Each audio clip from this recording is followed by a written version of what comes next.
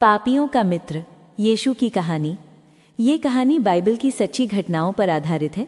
मुख्य रूप से जक्कई की कहानी लूका 19:1-10, मत्ती की बुलावट मत्ती 9:9-13 और यीशु को पापियों का मित्र कहे जाने की घटना से।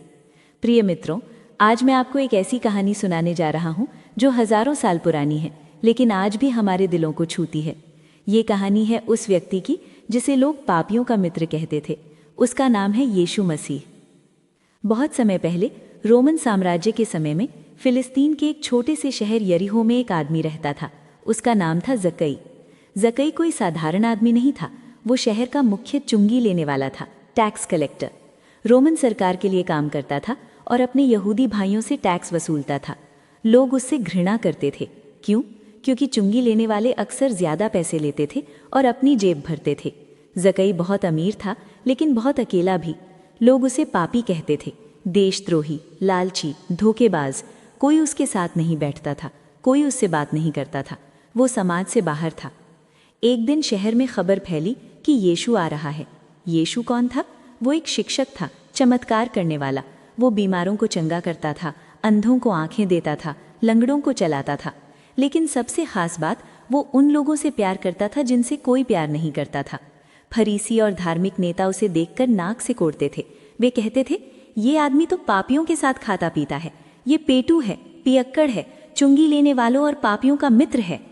जक्कई ने यीशु के बारे में बहुत सुना था। उसके दिल में एक तीव्र इच्छा जागी, बस एक बार इस आदमी को देख लूं।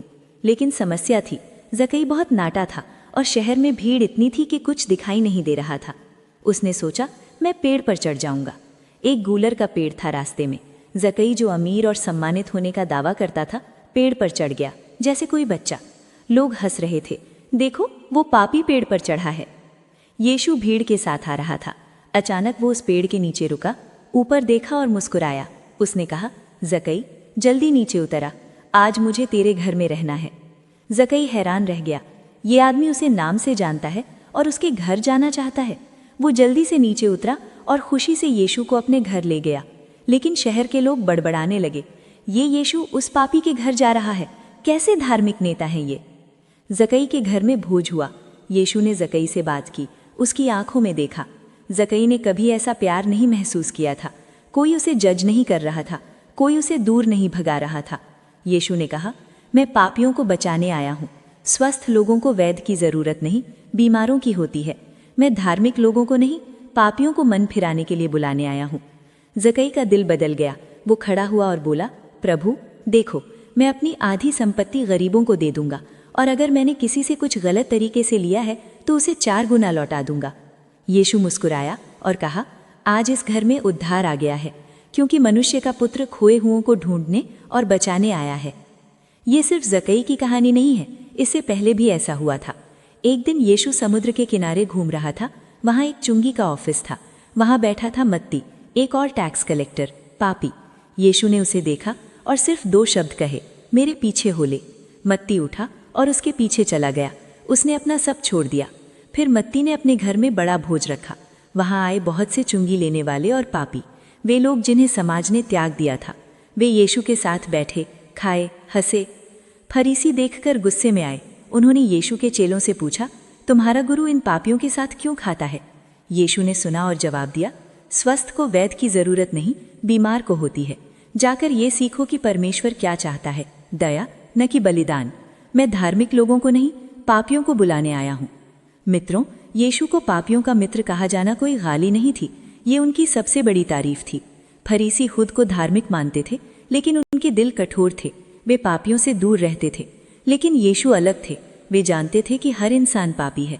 हम सब गलतियां करते हैं, हम सब परमेश्वर से दूर हो जाते हैं। लेकिन यीशु इसलिए आए थे कि वे हमें ढूंढने, हमें प्यार करें, हमें बदलें।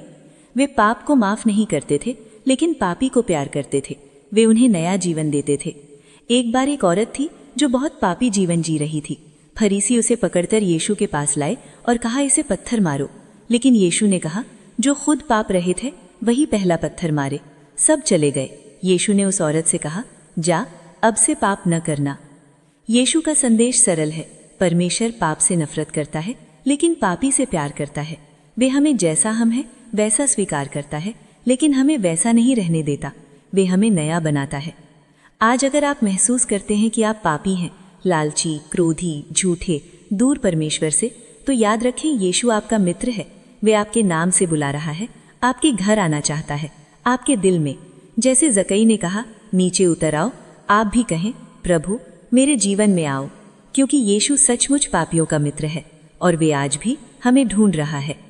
अगर ये कहानी आपके दिल को छू गई हो, अगर आपको भी लगता है कि यीशु आज भी पापियों का मित्र है, तो लाइक करें, सब्सक्राइब करें यीशु मसीह कहानी चैनल को, कमेंट में लिखें यीशु मेरा मित्र है, हार्ट, और इसे शेयर करें ताकि कोई और भी प्रेम और क्षमा पाए।